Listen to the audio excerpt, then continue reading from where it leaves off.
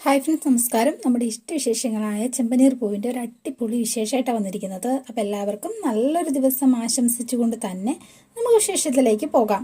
അപ്പോൾ തുടങ്ങുമ്പോൾ തന്നെ കാണുന്നത് നമ്മുടെ രേവതിനെയാണ്. അപ്പോൾ രേവതി രാവിലെ എഴുന്നേറ്റ് തൊഴുത് കുളിയൊക്കെ കഴിഞ്ഞ് നല്ല സുന്ദരിയായിട്ട് വേണ്ട തിരിയൊക്കെ കത്തിച്ച് പ്രാർത്ഥിക്കുകയാണ്. അപ്പോൾ നമ്മുടെ രേവതി മാറി പുതിയ രേവതിയാണ് കേട്ടോ വന്നിരിക്കുന്നത്. അപ്പോൾ വേണ്ട രേവതിയുടെ എല്ലാ പ്രാർത്ഥനകളും ഒക്കെ കഴിഞ്ഞു.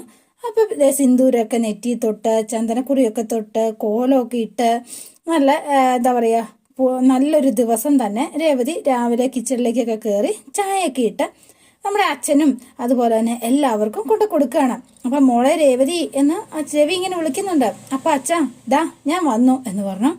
ആ അല്ല മോളെന്താ ഇന്ന് താമസിച്ചു പോയോ?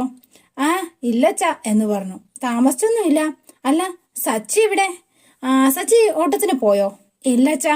അയ്യോ ഇന്ന് നേരത്തെ വിളിക്കണമെന്ന് എന്നോട് പറഞ്ഞതാ, പക്ഷെ ഞാൻ മറന്നുപോയി. എന്നാലേ ഞാൻ ചെന്ന് വേഗം വിളിക്കട്ടെ എന്ന് പറഞ്ഞ് രേവതി നേരെ നമ്മുടെ സച്ചിയുടെ റൂമിലേക്ക് കയറി ചെല്ലുകയാണ്. അപ്പൊ സച്ചി നല്ല ഉറക്കത്തിലാണ്. ഉറക്കത്തിൽ നിന്ന് ആള് പെട്ടെന്ന് വിളിച്ചു. അപ്പൊ ഒരു പ്രാവശ്യം വിളിച്ചപ്പോഴത്തേനും സച്ചി ആകെ ഇതായിട്ട് ഇങ്ങനെ നല്ല ഉറക്കത്തിലാണ്, ചിരിച്ചുകൊണ്ട് കിടക്കാണ്. അപ്പൊ ഇത് കണ്ടപ്പോഴത്തേനും രേവതി വേഗം പറയാണ്, അയ്യോ നല്ല സ്വപ്നമൊക്കെ കണ്ട് ആള് നല്ല ഉറക്കത്തിലാണെന്ന് തോന്നുന്നു. വിളിക്കാൻ തോന്നുന്നില്ല ശരിക്കും പറഞ്ഞാല്. പക്ഷെ അയ്യോ വിളിക്കാതിരുന്ന ഇന്ന് ഓട്ടമുള്ളതെന്ന് പറഞ്ഞതല്ലേ. അപ്പൊ പിന്നെ എങ്ങനെയാ സച്ചേട്ടാ എന്ന് പറഞ്ഞ് തട്ടി വിളിച്ചു കേട്ടോ. അപ്പൊ വേഗം തന്നെ എഴുന്നേറ്റു. സച്ചിയുടെ ഒന്ന് എഴുന്നേറ്റേ, ഇതെത്ര നേരായി വിളിക്കാൻ തുടങ്ങിയിട്ട്. ഒന്ന് എഴുന്നേക്ക്, ഇന്ന് ജോലിക്ക് പോകേണ്ടതല്ലേ. വല്ല അറിയാവോ ഇതെന്തോരു ഉറക്ക ഇത്? എന്താ രേവതി ഇത് എന്ന് ചോദിച്ചു. അപ്പൊ കണ്ണ് തുറന്ന് നേരെ രേവതിനെ ഒന്ന് നോക്കി. അപ്പൊ നോക്കിയിട്ട് ആഹാ നീയോ, ഇതെന്താ ഇങ്ങനെ ആദ്യമായിട്ട് കാണുന്ന പോലെ തന്നെ ഇങ്ങനെ നോക്കുന്നത്? സ്വപ്നം കണ്ടതൊക്കെ മതിട്ടോ, എഴുന്നേക്ക്, ജോലിക്ക് പോണ്ടേ. ദേ ഇപ്പൊ തന്നെ ലേറ്റായിട്ടോ എന്ന് പറഞ്ഞു. എന്താ ഇങ്ങനെ നോക്കുന്നത്, എന്നെ കാണാത്തതുപോലെ? രേവതി സത്യം പറയട്ടെ, നീ ഇന്ന് നല്ല സുന്ദരിയായിട്ടുണ്ട് എന്ന് പറഞ്ഞു. അപ്പൊ വേഗം തന്നെ പിന്നെ ചുമ്മാ കളിയാക്കാണ്ടിരിക്കാതെ മര്യാദക്ക് എഴുന്നേറ്റ് ജോലിക്ക് പോവാൻ നോക്ക്. ഞാൻ എന്നത്തെയും പോലെ തന്നെയാ, എനിക്ക് ഒരു മാറ്റവും വന്നിട്ടില്ല. സച്ചിയേട്ടൻ എന്തായി പറയണത് എന്ന് ചോദിച്ചു. അപ്പൊ ഞാനേ മര്യാദക്ക് എഴുന്നേക്കുക എന്നൊക്കെ പറഞ്ഞ് കയ്യെ പിടിച്ച് എഴുന്നേൽപ്പിച്ചു. എന്നിട്ട് ഞാൻ ചായ എടുത്തിട്ട് വരാം എന്ന് പറഞ്ഞുകൊണ്ട് വേഗം തന്നെ അങ്ങോട്ടേക്ക് പോകാൻ തുടങ്ങുകയാണ്. അപ്പൊ വേഗം തന്നെ സച്ചി കൈ കയറി പിടിച്ചുവിട്ടോ രേവതിയുടെ. നീ ഇവിടെ ഇരിക്കുക എന്ന് പറഞ്ഞ് രേവതിയെ പിടിച്ച് അടുത്തിരുത്തി. അയ്യേ വേണ്ടാട്ടോ, ഇത് വേണ്ടാട്ടോ സച്ചിയേട്ടാ, അതൊന്നും ശരിയാവില്ല. എന്താ നോക്കണത് എന്നിങ്ങനെ നോക്കി. അപ്പൊ ആളിങ്ങനെ ചിരിച്ചോണ്ടിരിക്കാണ്. ദേ മര്യാദക്ക് ഇരിട്ടോ. എന്താ സച്ചിയേട്ടാ ഇത്? മര്യാദക്ക് ഇരിക്കാനല്ലേ പറഞ്ഞത്? ആ ശരി, എന്നാ പിന്നെ ഞാൻ സ്വപ്നം കണ്ടത് മതിയെന്ന് പറഞ്ഞല്ലോ. ഞാൻ സ്വപ്നം കാണുകയാണെന്ന് നിനക്ക് എങ്ങനെയാ മനസ്സിലായത്? ഉറക്കത്തിൽ ചിരിക്കുന്നുണ്ടായിരുന്നു. ആഹാ, അപ്പൊ ചിരിക്കുന്നുണ്ടായിരുന്നല്ലേ. നല്ല സ്വപ്ന ഞാൻ കണ്ടത്. എന്താന്ന് ഞാൻ പറയട്ടെ? കേക്കണമെന്നുണ്ട്, പക്ഷേ ജോലിക്ക് പോണ്ടേ. അപ്പോ വന്നിട്ട് പറഞ്ഞാ മതി. ആ ട്രിപ്പ് ക്യാൻസൽ ആയിന്നേ. അത് രാത്രി തന്നെ വിളിച്ചു പറഞ്ഞിരുന്നു. സമാധാനം. ഇന്നെന്താണേലും സച്ചേട്ടൻ കുറേ നേരം ഞങ്ങളുടെ കൂടെ ഉണ്ടാവുമല്ലോ. എങ്കിൽ പറ, എന്താ സ്വപ്നം കണ്ടത്? നല്ല സ്വപ്ന. ഞാൻ പറയട്ടെ എന്താന്ന്? പറയേ എന്ന് പറഞ്ഞു. പണിയൊക്കെ കഴിഞ്ഞ് നല്ല ചുള്ളനായിട്ട് ഞാൻ ചുള്ളനായിട്ട് ഇതേ വർക്ക്ഷോപ്പിൽ നിന്ന് ഇറക്കുക. അപ്പോൾ അതേ ഒരു ലോങ് ട്രിപ്പ് നല്ല പാട്ടൊക്കെ വെച്ച് ഞാൻ യാത്രക്കാരെയും കൊണ്ട് മൂന്നാറിലേക്ക് 80 പറപ്പിക്കാം. ഇതാണോ സ്വപ്നം? ഞാൻ കരുതി എന്നെ കുറിച്ചാ സ്വപ്നം കാണുന്നതെന്ന്. നീ തോക്കിക്കേറി വെടിവെക്കാതെ, ഞാൻ എന്നിട്ട് പറയട്ടെ. അങ്ങനെ പോകുമ്പോ തേണ്ട നിന്റെ ഒരു കോള്. ഞാൻ അങ്ങനെ പോകുമ്പോ പെട്ടെന്ന് നിന്റെ കോള് വന്നപ്പോഴത്തേനും ഉണ്ടല്ലോ, കാറ് നിർത്തി നീ വേഗം ഒരു സന്തോഷ വാർത്തയുണ്ട് സച്ചേട്ടാന്ന് പറഞ്ഞു. എന്തായിരിക്കും ഞാൻ സർപ്രൈസ് അല്ലെങ്കിൽ സന്തോഷ വാർത്ത പറഞ്ഞത്? അതെന്താന്ന് പറയട്ടെ? വേഗം പറയ എന്ന് പറഞ്ഞു. മറ്റൊന്നുമല്ലോ, നീ ഗർഭിണിയാന്നാ നീ പറഞ്ഞത്. അപ്പോഴത്തന്നെ ഞാൻ എന്ത് ചെയ്തെന്നറിയാവോ? വേഗം തന്നെ കാറ് നിർത്തി അതിലുണ്ടായിരുന്ന യാത്രക്കാരെ മുഴുവൻ വേറൊരു വണ്ടിയെ കയറ്റി അവരെ അങ്ങോട്ടേക്ക് പറഞ്ഞയച്ചു കേട്ടോ. എന്നിട്ട് ഞാൻ നേരെ ഇങ്ങോട്ട് വന്നു. എന്നിട്ട് എന്ന് ചോദിച്ചു. എന്നിട്ട് എന്താ സംഭവിച്ചതെന്ന് ഇപ്പം തന്നെ ഞാൻ കാണിച്ചു തരാം എന്ന് പറഞ്ഞു. നീ ഇവിടെ ഇരിക്ക എന്ന് പറഞ്ഞ് വേഗം രേവതിനെ എഴുന്നേപ്പിച്ച് വേണ്ട സൈഡിൽ നിർത്തുകയാണ്. എന്നിട്ട് സച്ചി എന്ത് ചോദിച്ചിട്ടുണ്ടെങ്കിൽ നേരെ റൂമിന് പുറത്തേക്ക് ഇറങ്ങിയിട്ടോ. പുറത്തേക്ക് ഇറങ്ങിയിട്ട് സച്ചിട്ടാ ഇത് എങ്ങോട്ടേ പോണത് എന്നിങ്ങനെ ചോദിക്കുകയാണ് രേവതി. ആ ഇപ്പൊ വരാം. അപ്പൊ ആള് വേഗം ആക്ഷൻ ചെയ്ത് കാണിക്കുകയാണ് എങ്ങനെയാ താൻ വന്നത് എന്നുള്ളത്. അപ്പൊ വേഗം തന്നെ ഓടി അങ്ങോട്ടേക്ക് വന്ന് രേവതി എന്ന് വിളിച്ചു. എന്താ? അപ്പൊ ഓടി വന്നിട്ട് ആളെന്താ ചെയ്തതെന്ന് വെച്ചിട്ടുണ്ടെങ്കിൽ നേരെ നമ്മുടെ രേവതിനെ എടുത്ത് പൊക്കി കറക്കി. അയ്യോ എന്റെ പൊന്ന് സച്ചേട്ട എന്നെ താഴെ നിർത്ത്, ഞാൻ ഇപ്പൊ വീഴും എന്ന് പറഞ്ഞ രേവതി നിലവിളിച്ചു. എന്തു പറ്റി? സ്വപ്നം തീർന്നില്ല, ഇനിയുണ്ട് സ്വപ്നം. ദേ നോണ പറയുന്നതിനൊരു പരിധിയൊക്കെ ഉണ്ട് കേട്ടോ. ഞാൻ 4 പ്രസവിച്ചു എന്ന് പറഞ്ഞ കരഞ്ഞ് നിലവിളിച്ച ആളാ. എന്നിട്ടാണോ പ്രഗ്നന്റ് ആയിരിക്കുമ്പോ ഇങ്ങനെ ഓടി വന്ന് നിലവിളിച്ചോണ്ട് എടുത്തു പൊക്കുന്നത്? കാർ വർക്ക്ഷോപ്പിൽ നിന്ന് ഇറക്കുന്നതും എന്താ പറയാ സ്വപ്നം കണ്ടതും ഒക്കെ സത്യമായിരിക്കാം. പക്ഷെ ഈ പറഞ്ഞ കാര്യങ്ങളൊക്കെ കള്ളത്തരം തന്നെയല്ലേ പറഞ്ഞത്? അല്ല, സത്യമാണ് ഞാൻ പറഞ്ഞത്. ശരിക്കും അങ്ങനെ ഒരു സന്തോഷ വാർത്ത ഞാൻ ഒരു ദിവസം സച്ചിനോട് പറയും, ഉറപ്പ്. അപ്പോൾ നിങ്ങൾ ഇപ്പം ചെയ്തതുപോലെ തന്നെ ചെയ്യണം, അന്ന് ഞാൻ വിശ്വസിക്കാം എന്ന് പറഞ്ഞു. അപ്പം നോക്കി നിന്നിട്ട് അതെ ഇപ്പോ ഞാൻ പോയി ഒരു ഗ്ലാസ് ചായ എടുത്തിട്ട് വരാം, എന്തേ അത് പോരെ?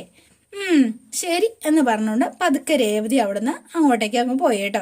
അപ്പൊ സച്ചി ഭയങ്കര ബുദ്ധിമതി ആളെ പറ്റിക്കാനൊന്നും പറ്റില്ല, എല്ലാം കണ്ടുപിടിച്ച് കളയും എന്നൊക്കെ സച്ചി ഇങ്ങനെ തന്നെ നിന്ന് പറയാണ്.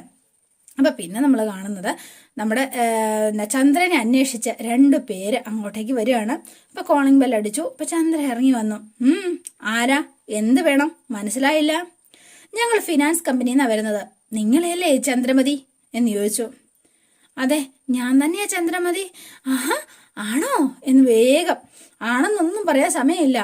അല്ല അതെ ഞാൻ തന്നെയാ ചന്ദ്രമതി എന്ന് പറഞ്ഞു. രക്ഷപ്പെട്ടു. അപ്പൊ വെപ്രാളം പിടിച്ച് ചന്ദ്രൻ ഇങ്ങനെ ചുറ്റിനും നോക്കുകയാണ്, ആരെങ്കിലും വരുന്നുണ്ടോന്ന് അറിയണമല്ലോ. എന്തിനാ നിങ്ങൾ വന്നത്? ആഹാ നിങ്ങൾ ഞങ്ങളുടെ കസ്റ്റമർ അല്ലേ?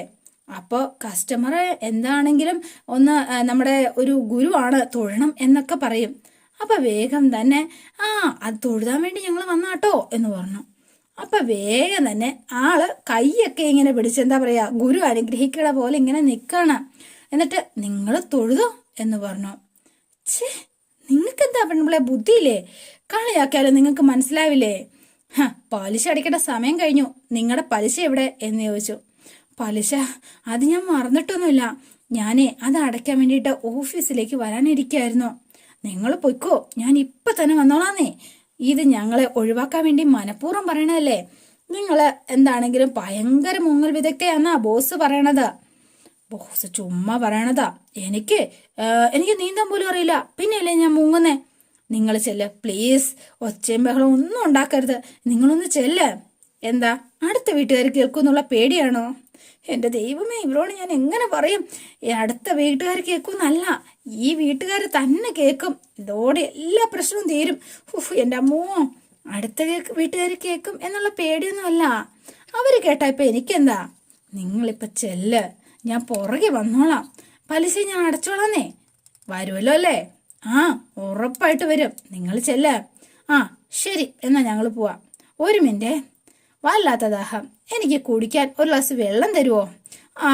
തരാം. വെള്ളമോ? എന്തേ ചൂടുവെള്ളം? കേട്ടിട്ടില്ലേ ചേച്ചി? ഒന്ന് പോകുന്ന വഴിക്ക് എവിടെന്നെങ്കിലും കുടിച്ചാ പോരെ? കഷ്ടം, നിങ്ങളെന്താ ഇങ്ങനെ?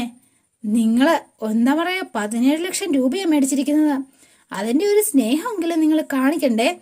ഞാനൊരു ചൂടുവെള്ളമല്ലേ ചോദിച്ചുള്ളൂ. നിങ്ങൾ വെള്ളം എടുത്തിട്ട് വാ, എന്നാ ഞാനിവിടെ നിൽക്കാം. അയ്യേ, എന്താടേ ഇത്? ആകെ തെറ്റി, ആകെ കൺഫ്യൂഷനായി.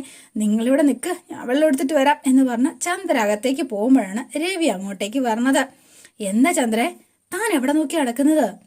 അയ്യോ, ആരവിടെ വന്നിരിക്കുന്നത്? അതോ ആരുമില്ല. അല്ല, അവിടെ 2 പേര് നിൽപ്പുണ്ടല്ലോ, അതാ ചോദിച്ചത് ആരാണെന്ന്. അതോ അതെ, ഈ പരിസരത്ത് എവിടെയെങ്കിലും വാടക വീട് കിട്ടുമോ എന്ന് അന്വേഷിച്ച് വന്നവരാ. ഞാൻ പറഞ്ഞു എനിക്കറിയില്ല എന്നാ. എന്നിട്ട് പിന്നെന്താ പോവാത്തത്? അവർ പുറത്തു തന്നെ നിൽപ്പുണ്ടല്ലോ. അല്ല, അവരിത്തിരി വെള്ളം ചോദിച്ചോ, ഞാൻ കൊടുക്കണോ വേണ്ടയോ? എന്താണല്ലോ, നീ പോയി വെള്ളം എടുത്തിട്ട് വാ എന്ന് പറഞ്ഞ് ചന്ദ്രയെ പറഞ്ഞു വിട്ടിട്ട് രവി നേരെ പുറത്തേക്ക് ഇറങ്ങണം. അതെ രവിയേട്ടാ, ഒരു കാര്യം പറയട്ടെ, നിങ്ങൾ അവരോട് സംസാരിക്കാനൊന്നും നിൽക്കണ്ട കേട്ടോ, ഇവിടെ തന്നെ നിന്നാ മതി. ശരി ശരി, നീ ചെല്ല എന്ന് പറഞ്ഞ ചന്ദ്രയെ പറഞ്ഞു വിട്ടു. അപ്പൊ ഇവരിങ്ങനെ പുറത്ത് നിൽക്കുകയാണ്. അപ്പൊ ഇവരോട് വാ, വെള്ളം ഇപ്പൊ കൊണ്ടുവരും, നിങ്ങൾ കയറിയിരിക്ക. അപ്പൊ ഇദ്ദേഹം പറഞ്ഞതനുസരിച്ച് ഇവര് നേരെ അകത്തേക്ക് കയറിയിരിക്കുക കേട്ടോ. അല്ല, നിങ്ങളുടെ വീട് എവിടെയാ? ഇവിടെ അടുത്ത് തന്നെയാ? ഓ, അല്ല, ഈ വീട് അടുത്ത് തന്നെയാണെങ്കിൽ പിന്നെ എന്തിനാ നിങ്ങൾ വാടക വീട് എടുക്കുന്നത്? അപ്പൊ ഇവരിങ്ങനെ നോക്കാണ്. വാടക വീടോ? ആ, വാടക വീടേ. അപ്പൊ ചന്ദ്ര പുറകെ വന്നിട്ട് ഇങ്ങനെ ഒരു കോക്കറി കാണിക്കാണ്. എന്താ പറയുക, രവിക്ക് വട്ടാണ് എന്നുള്ള രീതിയിൽ ഇങ്ങനെ കാണിച്ചു കൊടുത്തു കേട്ടോ. അപ്പൊ രവി ഇങ്ങനെ കാണിക്കുന്നത് കണ്ടപ്പോഴും ഇവർക്ക് അങ്ങനെ തോന്നുകയും ചെയ്തു. ഇവിടെ ഒരു വീട്, അവിടെ ഒരു വീട്. അല്ല, ഒരു സംശയം ചോദിക്കട്ടെ, ഇത്രയും അടുത്ത് എന്തിനാ പിന്നെ ഒരു വാടക വീട്? ചോദിച്ചു കേട്ടില്ലേ? അപ്പൊ വേഗം പൊയ്ക്കോ പൊയ്ക്കോ എന്നിങ്ങനെ ചന്ദ്രൻ പുറകെ നിന്ന് കാണിക്കുന്നുണ്ട്. പറ എന്താ എന്ന് ചോദിച്ചു. എന്താ, നിങ്ങൾ എന്തിനാ വാടക വീടിന്റെ ആവശ്യം? ഇപ്പൊ നിങ്ങൾക്ക് എന്തിനാ ഈ വീട്ടിലും ആ വീട്ടിലും കൂടെ താമസിക്കാൻ പറ്റുമോ ഒരാൾക്ക്? അല്ല, അടുത്തുള്ള ഈ വീടില്ല ആവശ്യമില്ലല്ലോ. ഇത് കേട്ടിട്ട് ഇവര് രണ്ടുപേരുടെ ഇറങ്ങി ഓടുകയാണ്. ഹലോ, പോലെ നിക്ക്, എന്റെ സംശയം തീർത്തിട്ട് പോ എന്ന് പറഞ്ഞ രവി പുറകെ ചെന്നു. പക്ഷെങ്കിൽ ഇവന്മാര് നിൽക്കാൻ കൂട്ടാക്കിയില്ല, നേരെ വെച്ചങ്ങ് പിടിപ്പിച്ചു കേട്ടോ. അപ്പൊ ഓടുകയാണ്. ഓടുന്ന കണ്ടിട്ട് എന്റെ പൊന്നോ, ഇവന്മാര് കള്ളന്മാരാണെന്നാ തോന്നുന്നത്. ഇതെന്ത് പറ്റി? വാട്ടായോ ഉമാർക്ക്? ഇതെന്താ ഇങ്ങനെ ഓടുന്നത് എന്നോർത്ത് രവി ഇങ്ങനെ നിൽക്കാണ്. അപ്പൊ ചന്ദ്ര അങ്ങോട്ടേക്ക് വന്നു. എന്തിനാ ചന്ദ്ര അവർ ഓടിപ്പോയത്? എന്തൊരു കള്ള ലക്ഷണം ഉണ്ടല്ലോ. ഉണ്ട്, ശരിയാ രവിയേട്ടാ. അറിയാത്ത ആൾക്കാരെയൊക്കെ വിളിച്ച് വീട്ടിൽ കേട്ടരുത് കേട്ടോ. ദാ വെള്ളം കുടിക്കാം. എനിക്ക് വേണ്ട, നീ തന്നെ കുടിച്ചോ. അപ്പൊ ചന്ദ്ര ആക്രാന്തം പിടിച്ച് കുടിക്കുകയാണ്. നിനക്ക് നല്ല ദാഹം ഉണ്ടല്ലോ. ഓ, രക്ഷപ്പെട്ടു. രക്ഷപ്പെട്ടെന്നോ? നീ എന്താ ചന്ദ്ര ഈ പറയുന്നത്? അല്ല, ആ കള്ളന്മാരിൽ നിന്ന് നമ്മൾ രക്ഷപ്പെട്ടല്ലോ, അതാ ഞാൻ പറഞ്ഞത്. ഇവളൊക്കെ എന്നൊക്കെ ഈ പറയണത്? അപ്പൊ ചന്ദ്ര വേഗം തന്നെ ഓടി ചെന്ന് റൂമിൽ കയറി വാതിലടയ്ക്കാണ്. ചേട്ടന് വട്ടാന്ന് ആംഗ്യം കാണിച്ചോണ്ട് അവരോടിപ്പോയി. അല്ലെങ്കിൽ എന്റെ ദൈവമേ, എനിക്ക് ഓർക്കാൻ പറ്റണില്ല, എന്ത് ചെയ്യുമെന്തോ. എന്താണേലും പെട്ടെന്ന് എന്ന് പലിശ അടച്ചേക്കാം, ഇല്ലെങ്കിൽ ഫൈനാൻസുകാർ പ്രശ്നം ഉണ്ടാക്കും. അയാള് എന്നെ തേടി ഇവിടെ വരാനും ചാൻസ് ഉണ്ട്. ഇനി എന്ത് ചെയ്യുമോ എന്തോ. അപ്പൊ ആകെ വിഷമിച്ച് ചന്ദ്ര വേഗം തന്നെ പൈസ എടുത്ത് ദേണ്ട അടയ്ക്കാനായിട്ട് പുറപ്പെടുകയാണ് കേട്ടോ. ഈ സമയത്താണ് നമ്മുടെ രേവതി റെഡി ആയിക്കൊണ്ടിരിക്കുകയാണ്. അപ്പൊ സച്ചി ഇങ്ങനെ പൈസ എണ്ണിക്കൊണ്ടിരിക്കുകയാണ്. അപ്പൊ വേഗം തന്നെ, എന്താ രേവതി, നീ എന്താ അവിടെ ഒരുക്കമൊക്കെ? അതൊക്കെ ഉണ്ട് പറയാം എന്ന് പറഞ്ഞു. ശരി ശരി. അപ്പൊ വേഗം തന്നെ രേവതി റെഡിയായി. എന്താ, ഇന്ന് വണ്ടിയുടെ ഡ്യൂ അടയ്ക്കാനായിട്ട് ഫൈനാൻസ് ഓഫീസിൽ പോകണോ? അതെങ്ങനെയാ നിനക്ക് മനസ്സിലായത്? എങ്ങനെ മനസ്സിലാവാതിരിക്കും? ഏത് സമയവും നോട്ടിപ്പോ എത്രാമത്തെ പ്രാവശ്യം തിരിച്ചു മറിച്ച് എണ്ണണത്? സാധാരണ ഫൈനാൻസ് ഓഫീസിൽ പോകുമ്പോഴല്ലേ നിങ്ങൾ ഈ പരിപാടി കാണിക്കാറ്. ഓഹോ, അപ്പൊ നിനക്ക് എന്നെ അരച്ച് കലക്കി കുടിച്ചല്ലേ നീ? എന്നെ മനസ്സിലാക്കി കളഞ്ഞു അല്ലേ? വല്ലാത്ത ആള് തന്നെ. അപ്പം അതൊന്നും അല്ല കേട്ടോ, ശരിക്കും അങ്ങനെയൊന്നും അല്ല കേട്ടോ. ഓരോ മനുഷ്യനും ഓരോ പുസ്തകമാ. നീ എന്നെ മനസ്സിലാക്കി കളഞ്ഞല്ലോ എന്ന് പറഞ്ഞപ്പം രേവതി, നിങ്ങളെന്താ വല്ല കെമിസ്ട്രി പുസ്തകമാണോ എന്ന് ചോദിച്ചു. അല്ല, ഞാൻ പുതിയൊരു തത്വം കണ്ടുപിടിച്ചല്ലേ, എങ്ങനെയുണ്ട്? കൊള്ളാം, ഒരു തത്വജ്ഞാനി വന്നിരിക്കുന്നു.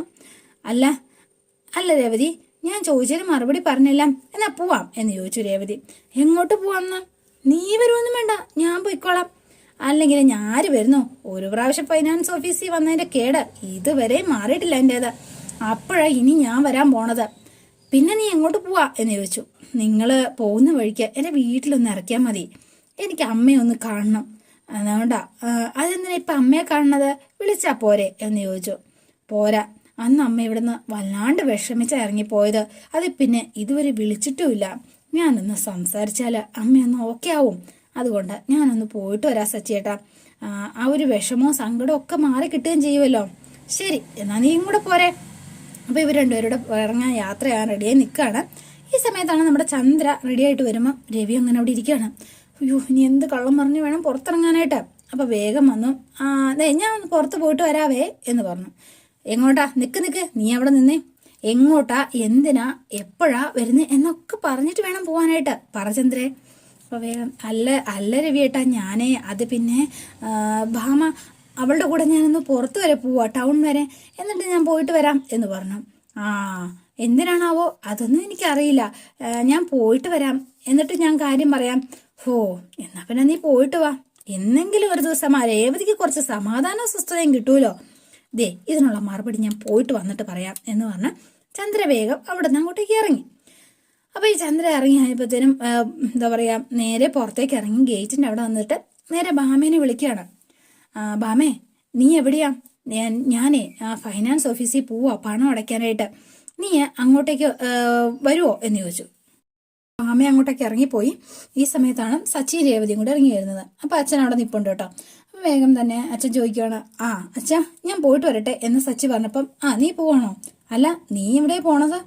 ഞാനേ ആ ഫൈനാൻസ് ഓഫീസിൽ പോയിട്ട് ആ ഡ്യൂ ഒന്ന് അടച്ചിട്ട് വരാം. അപ്പോൾ വേഗം തന്നെ നമ്മുടെ രേവതിയും കൂടെ വന്നു. നീ രേവതിയും കൂട്ടിക്കൊണ്ടാ പോണത്? അല്ലച്ചാ, ഇവളെ അമ്മയെ കാണാൻ വേണ്ടി പോവാ എന്ന് പറഞ്ഞു. അതെയോ, ശരി എന്നാ പോയിട്ട് വാ. എന്താ ഇപ്പൊ ലക്ഷ്മിയെ കാണാൻ എന്ന് ചോദിച്ചപ്പോഴത്തേന്, അല്ല അന്ന് ഇവിടെ വന്നിട്ട് പോയില്ലല്ലോ അച്ഛാ, അമ്മയാണെങ്കിൽ സങ്കടപ്പെട്ടല്ലേ പോയത്. ശരിയാ, ഞാനും ലക്ഷ്മിയെ ഒന്ന് വിളിക്കണമെന്ന് കരുതിയതാ, പക്ഷെ വിളിക്കാൻ പറ്റിയില്ല. എന്താണേലും മോള് പോയിട്ട് വാ എന്ന് പറഞ്ഞു. അപ്പൊ വേഗം തന്നെ സച്ചി ചോദിക്കുവാണ്, അല്ല അമ്മയുടെ ശബ്ദമൊന്നും ഇവിടെ കേട്ടില്ലല്ലോ, അല്ലെങ്കിൽ ഇവിടെ പടപ്പുറപ്പാടായിരുന്നല്ലോ. എടാ ഒരു സന്തോഷ വാർത്തയുണ്ട്. അമ്മ ദേ ബാമേണ്ടിയുടെ കൂടെ എവിടെയോ പുറത്തേക്ക് പോയിരിക്കുക. അതാ ഒച്ചയും ബഹളം ഒന്നും കേൾക്കാത്തത് എന്ന് പറഞ്ഞു. അതല്ലേ, അപ്പൊ അച്ഛൻ ഇവിടെ തനിയോ? അതൊന്നും സാരമില്ല, ഞാനെന്താടാ കുഞ്ഞു കുട്ടിയാണോ? നീ ഒരു കാര്യം ചെയ്യേ, നിങ്ങൾ പോയിട്ട് വാ എന്ന് പറഞ്ഞു. അച്ഛാ ഞാൻ പോയിട്ട് വേഗം വരാട്ടോ എന്ന് രേവതി ഇങ്ങനെ പറഞ്ഞപ്പോ, സാരമില്ല മോളിന്ന് ഒരു ദിവസം മുഴുവൻ ലക്ഷ്മിയുടെ കൂടെ ഇരുന്നിട്ട് സാവകാശം വന്നാ മതി എന്ന് പറഞ്ഞുകൊണ്ട് ഇവരെ പറഞ്ഞയക്കുകയാണ്. അപ്പൊ ഇവനിങ്ങനെ പുറത്തേക്ക് ഇറങ്ങിയപ്പോഴത്തേനും ബാമയുടെ അടുത്ത് പോയതാണ് എന്ന് പറഞ്ഞിരുന്നു രവി. നോക്കുമ്പോഴത്തേനും ദേ വാതൊക്കെ നിൽക്കുകയാണ്. അതായത് എന്താ പറയുക, ഗേറ്റിന്റെ സൈഡിൽ നിന്ന് ഫോൺ വിളിച്ചുകൊണ്ട് നിൽക്കുകയാണ് ഈ ചന്ദ്ര. ദേ സച്ചേട്ടാ നോക്കി, ഭാമാന്റിയെ കാണാൻ പോയി എന്ന് അച്ഛൻ പറഞ്ഞ ആളല്ലേ ദേ നിൽക്കണത്. അപ്പൊ ഈ ഫോൺ വിളിക്കുന്ന കണ്ടിട്ട് എന്തോ ഒരു പന്തികേടുണ്ട് എന്ന് സച്ചിക്ക് മനസ്സിലായി. കള്ളത്തരം കാണുന്നുണ്ടല്ലോ. വേഗം തന്നെ ഫോൺ വെച്ചിട്ട് ഇവരെ കണ്ടപ്പോഴത്തേനും പോവാണ് അങ്ങോട്ടേക്ക്. പോയപ്പോഴത്തേനും നമ്മുടെ രേവതി പറയാണ്, അതെ നമുക്ക് അമ്മയും കൂടി വണ്ടി കയറ്റായിരുന്നു അല്ലേ? ദേ നീ മര്യാദയ്ക്ക് വണ്ടി കയറുന്നുണ്ടെങ്കിൽ കയറ. ഇത് എന്താ പറയുക, ബസ്സൊന്നും അല്ല, ഇത് കാറ്. അങ്ങനെയൊന്നും കയറാൻ പറ്റില്ല. അമ്മയുടെ പാടിന് പോയിക്കോളും എന്ന് പറഞ്ഞ് രേവതിയും കൂട്ടിക്കൊണ്ട് സച്ചി നേരെ അങ്ങോട്ടേക്ക് പുറപ്പെടുകയാണ്. അപ്പോൾ ഇവർ രണ്ടുപേരുടെ നേരെ യാത്ര പോയി. അപ്പോൾ നമ്മുടെ ചന്ദ്ര നേരെ ഒരു ഓട്ടോറിക്ഷയൊക്കെ വിളിച്ച് നേരെ ഫൈനാൻസ് ഓഫീസിലേക്ക് പോവാണ്. പിന്നെ നമ്മൾ കാണുന്നത് നമ്മുടെ ശരത്തിനെയാണ്. ശരത്ത് ആകെ ധർമ്മസങ്കടത്തിലാണ്. അപ്പോൾ ശരത്തിൻ്റെ കൂടെ ഒരു ചെറുക്കനോടുണ്ട്, ചേട്ടാ എന്നാണ് വിളിക്കുന്നത്. അപ്പോൾ അദ്ദേഹം അങ്ങനെ വന്നിട്ട്, എടാ ഒരിക്കലും വിട്ടുകൊടുക്കരുത്, ഇതാ ഈ ലോകം. നമ്മൾ ഒരു തെറ്റ് ചെയ്തെന്ന് പറഞ്ഞുകൊണ്ട് നമ്മളെ അടിച്ചേൽപ്പിക്കല്ലേ ചെയ്തത്. നിന്നെ നിന്റെ അമ്മയുടെയും പെങ്ങന്മാരുടെയും എല്ലാവരുടെയും മുന്നിൽ വെച്ചിട്ട് അവർ നിന്നെ അപമാനിച്ചില്ലേ. ഒരിക്കലും വിട്ടുകൊടുക്കരുത്, അവർക്ക് ഇതിനുള്ള തക്കതായ ശിക്ഷ കൊടുക്കണം. നീ അന്ന് വിളിച്ചു പറഞ്ഞപ്പോൾ തന്നെ എനിക്ക് ദേഷ്യം വന്നതാ എന്നൊക്കെ ഇങ്ങനെ പറഞ്ഞു. അല്ല അത് പിന്നെ എന്ത് കൊടുക്കണമെന്നാ ചേട്ടാ പറയുന്നത് എന്ന് പറഞ്ഞു. വഴിയുണ്ട്, എല്ലാത്തിനും വഴിയുണ്ട്. ദേ നീ മോഷ്ടിച്ചു എന്ന് പറഞ്ഞില്ലേ ആ കാശ് നിന്റെ കയ്യിൽ തന്നെ ഞാൻ എത്തിക്കും, നീ കയറടാ എന്ന് പറഞ്ഞു ബൈക്കിൽ.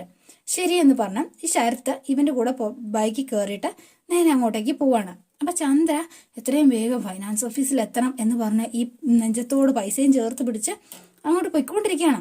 അപ്പോൾ പോയിക്കൊണ്ടിരിക്കുന്ന സമയത്ത് പകുതി വഴി ചെന്നപ്പോഴത്തേനും ഓട്ടോറിക്ഷ കംപ്ലൈന്റ് ആയി. അപ്പോൾ ഓട്ടോറിക്ഷക്കാരനോട് എന്താ പറ്റിയെന്ന് ചോദിച്ചപ്പോൾ നോക്കട്ടെ ചേച്ചി എന്ന് പറഞ്ഞ് ഇയാൾ വണ്ടിയിൽ നിന്ന് ഇറങ്ങിയിട്ട് നേരെ ഇവന്റെ ശിങ്കിടിയായിരുന്നു കേട്ടോ അത്.